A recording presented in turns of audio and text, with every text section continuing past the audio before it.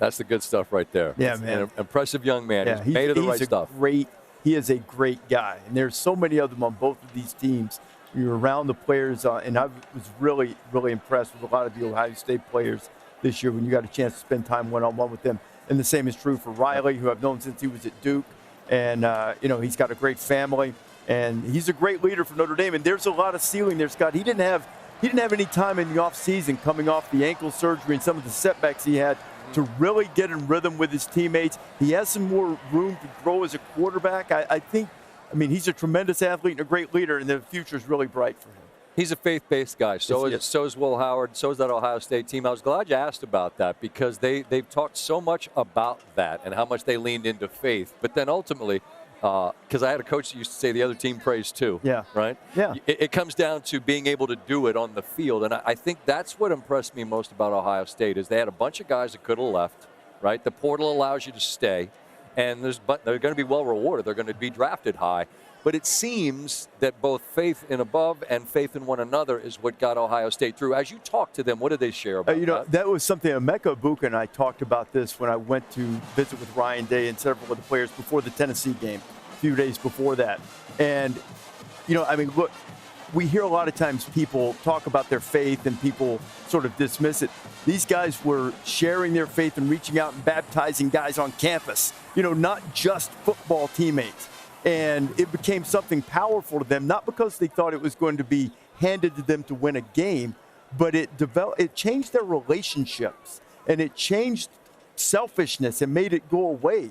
It was impactful for them. Didn't mean they were going to guarantee they were going to win. And Notre Dame had a lot of that going on as well. Of course. You heard Marcus talk about that a lot this year, that it made guys selfless. And I think that's the power in it. It's not, some magical thing they're going to go down and hand you the trophy if you do it. It just helps you maybe relate to your teammates differently. And isn't that interesting now in this era where like there's a ton of money out there, and by the way, the players ought to participate in it because they're making billions. 100%. You and I have always agreed about that.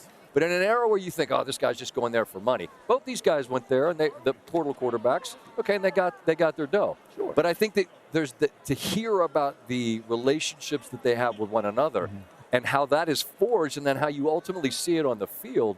I think that's really a wonderful story to kind of offset the idea that everyone just goes somewhere because of money. Because I'll admit, I've been guilty of just saying you only go there for the dough. I think Ohio State, they kind of get it both ways because you get your money, which you earn, but then you get a whole hell of a lot more than that, which lasts far more than the dough. And sometimes that's a really elusive thing to capture. And they were able to do it. And Notre Dame was able to do it. Ohio State was able to do it, and I think it's also sort of ironic. Those two quarterbacks know each other well. They roomed together at the Manning Passing Academy. Yeah, that story in the told, offseason. yeah. So it's a couple of guys who are great leaders. You and I watched Will Howard play at Kansas State for several years. I thought he was just a runner. I didn't know he was going to be a 12 for 13 for 13 in a national championship kind of guy. I know it. How about and Pat McAfee's been the guy saying, why is no one talking about him as being a good NFL quarterback, a guy who could develop into one?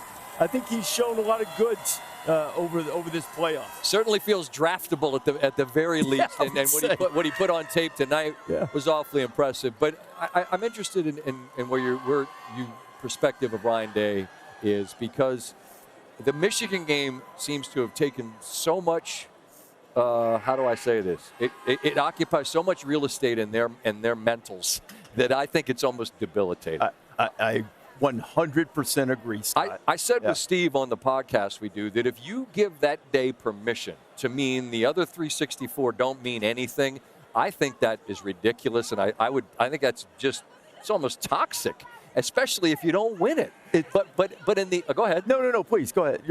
But I wonder moving forward.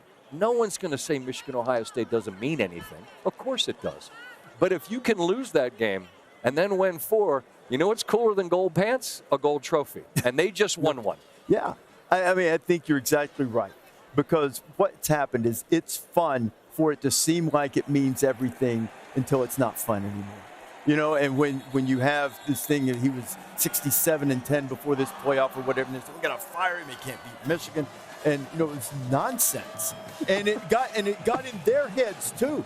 But, and I even wondered, it's something I want to talk to Ryan about at some point in the offseason. They've got all of that stuff in the Woody Hayes building. Countdown, the rivalry, all that stuff. Maybe you don't need to do that. I think there has to be a happy medium between his buddy Chip Kelly's nameless, faceless opponent, which, by the way, I love Chip, never believed that. That's not true.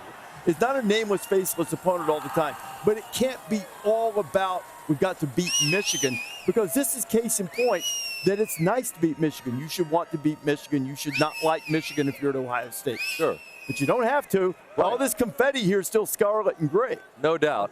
I know we got to go, but I just the one last. I got one chance to talk to the guy face to face. I have one last just quick thought about what this result is, because a lot's made of how much money Ohio State spent, and they did. But it's not like they were alone. There's plenty of people in the deep end of the pool throwing a lot of dollars around. Okay, it was a big number, and in the end, they're gonna have the confetti, and they're gonna be able to celebrate it forever. I'm not asking the dollars question as much as the blueprint question. I think we're seeing it at Penn State. You go to guys that matter and you say, can you stay a while? You're not going to be able to keep number 11 or number 44 up in Happy Valley. They're going to go, and they should. But do you think we'll see players that are in a similar place as a Sawyer or a JTT look at one another and go, let's run it back. Let's get our money, but let's run it back. Is this a somewhat repeatable blueprint elsewhere? I think it all depends on your culture. And I know that, too, is an overused word that makes people roll their eyes. But if you have that type of camaraderie and spirit on your team, then it can work. And if you find that magic chemistry that Ohio State did this year, it can certainly work. And, people have made a lot about the dollar figures for Ohio State.